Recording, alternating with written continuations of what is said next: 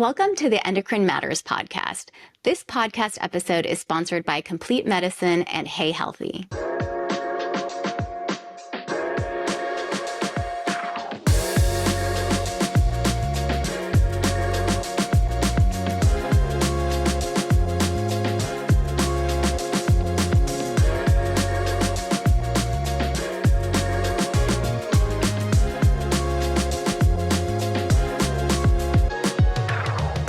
Everyone, welcome back to the Endocrine Matters podcast. I'm your host, Dr. Arti Thangudu, and today we're diving into one of my favorite topics, continuous glucose monitoring systems, or CGMs. If you've ever wondered whether you should be using a CGM, or if you've seen people wearing those little sensors on their arms and thought, should I get one too? This episode is for you. We'll talk about what CGMs are, who they help, what the benefits and pitfalls are, and why, although I love these little devices for many of my patients, I don't recommend everyone jump into using them without the right medical guidance. Let's start with the basics. A continuous glucose monitor is a small sensor that measures glucose levels in the interstitial fluid. That's the fluid between your cells, not your blood. These devices typically attach to your upper arm or abdomen and continuously send glucose readings to your phone or a receiver every few minutes. The most common CGMs are the Dexcom and FreeStyle Libre systems. Both are FDA approved, accurate, and have been transformative for people living with diabetes. These devices give you a continuous picture of your glucose trends, not just single snapshots like fingerstick glucose checks that we were using for so long. That allows you and your doctor to see patterns over time, like how your glucose responds to meals, stress, exercise, and sleep. It's incredibly empowering information when used in the right way. Now, let me tell you why I absolutely love using CGMs with my patients. For people with diabetes, especially those using insulin, CGMs can be life-changing. They help identify highs and lows quickly and safely, often before symptoms even appear. They can show you what's really happening after meals, overnight, and in between finger sticks. This helps us make data-driven decisions about medications, meal timing, and activity, leading to better control, fewer surprises, and ultimately better quality of life. For people with prediabetes or glucose intolerance, CGMs can also be valuable learning tools. They help us identify how your body responds to different foods and habits so we can fine-tune your nutrition and lifestyle interventions.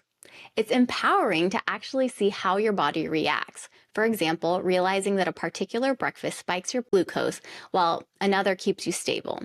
That kind of personalized insight helps people make lasting, sustainable changes.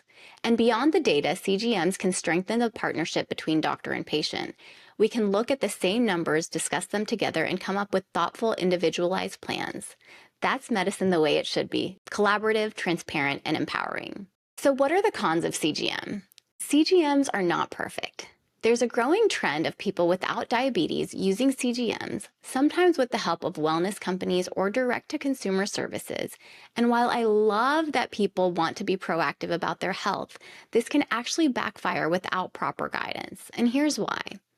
First, CGMs measure interstitial glucose, not blood glucose. That means the readings are naturally a little delayed, especially when your blood sugar is changing rapidly, like after meals or exercise. Second, like any technology, sensors can be faulty. They can give false lows or highs, particularly in the first 24 hours of use, or if they're placed incorrectly. I've had patients come to me saying my CGM says I'm hypoglycemic, when their blood glucose checked with a meter was perfectly normal. Some of these people became so fearful of lows that they started eating sugar unnecessarily, day after day, to correct readings that weren't even accurate. I had patients packing their pockets full of Skittles and M&Ms. And what happens when you're eating extra sugar every day? You can actually raise your A1C. I've seen patients go from normal to pre-diabetic because of this kind of misunderstanding. This is why context and interpretation are everything. What people need to understand are what glucose patterns are actually normal. Here's another important point. Not every glucose rise is bad. After you eat, especially after a meal with carbohydrates, your glucose should rise. That's a normal, healthy response. After exercise, your glucose may spike temporarily because your muscles are using stored glucose and your liver is releasing more into the bloodstream. That's not something to panic about. That doesn't mean running is bad for you. That's your body doing exactly what it's supposed to do. And for some people, glucose rises in the morning. That's called the dawn phenomenon, driven by cortisol and other hormones that help you wake up and get ready for the day. These are normal physiologic patterns, not signs that something is wrong.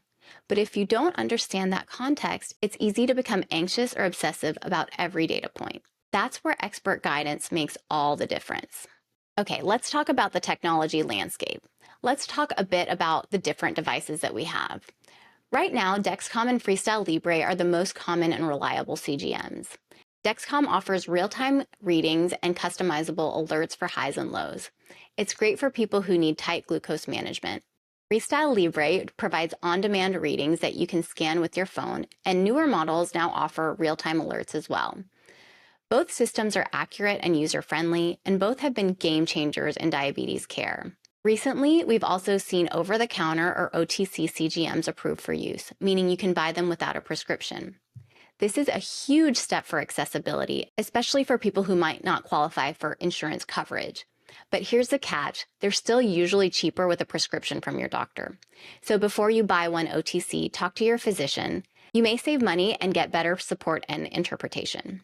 One trend that really concerns me is people using CGMs through influencer programs or wellness startups that don't involve a healthcare provider who truly understands glucose physiology. I've seen people become anxious, restrictive, or even develop disordered eating patterns because they were afraid of seeing their glucose go up. Data without context can do more harm than good.